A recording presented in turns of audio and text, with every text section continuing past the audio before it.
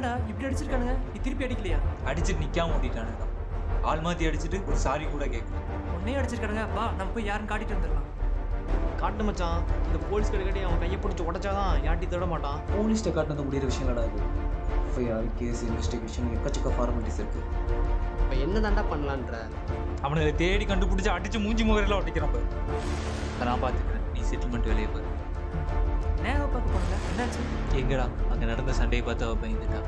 100 தடவை கால் பண்ணதுக்கப்புறம் அட்டன் பண்ணி நான் திரும்ப வர மாட்டேன் அப்படின்ட்டு கட் பண்ணிட்டான். என்னை அவன் முன்னாடி அடிச்சு அந்த ஆடுகளை பிடிச்சி சாமிக்கு நேர்ந்து விட்ட மாதிரி கரகரன்னு கிழிச்சு வீசுறான் பாரு. பாரு பாரு பாரு, அந்த திருட்டு நாய்க்கு பாவம் பார்த்தே பேசிட்டு இருக்கான். பாவம் பார்க்கலடா, அவனை தேடி கண்டுபிடிச்சு திருத்தலாம் தான் சொல்லிட்டு இருக்கேன். அவன் யாருன்னே தெரியல, எங்க இருப்ப அவனை தேடி கண்டுபிடிப்ப? அப்படியே நீ கண்டுபிடிச்சு திருந்திடுவான் அவன்.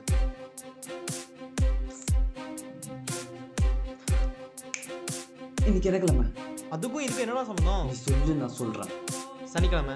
சனிக்கிழமையான அவன் கண்டிப்பா சர்ச்சுக்கு போவான். எப்படி சொல்றவன் சர்ச்சுக்கு போவான்னு எனக்கு தெரியும். அதான் எப்படி? ஏன்னா அவன் என் ஃப்ரெண்ட்ரா.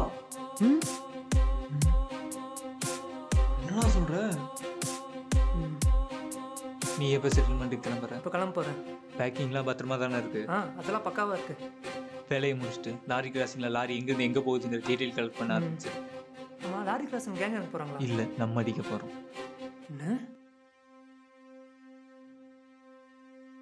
ஆமாடா, அந்த பிக் பாக்கெட்டோட ஃப்ரெண்டு தான். சின்ன வயசுல நாங்கள் ஒன்றா தான் பிடிச்சோம். நல்லா தான் படிப்பான். இப்போ என்னாச்சுன்னு தான் தெரியல. அப்புறம் எதுக்குடா உங்ககிட்டயே திருடணும்? எனக்கு தான் அவனை தெரியுமே தவிர அவனுக்கு என்ன தெரிஞ்சிருக்க வாய்ப்பில்லை. இத்தனை வருஷம் கேப்பில் அவன் என்ன மறந்துருக்கலாம்.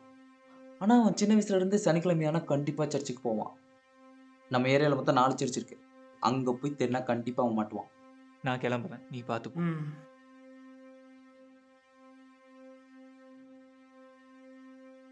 எல்லாரும் கிளம்புங்க, ஆளுக்கு ஒரு பக்கம் போவோம்.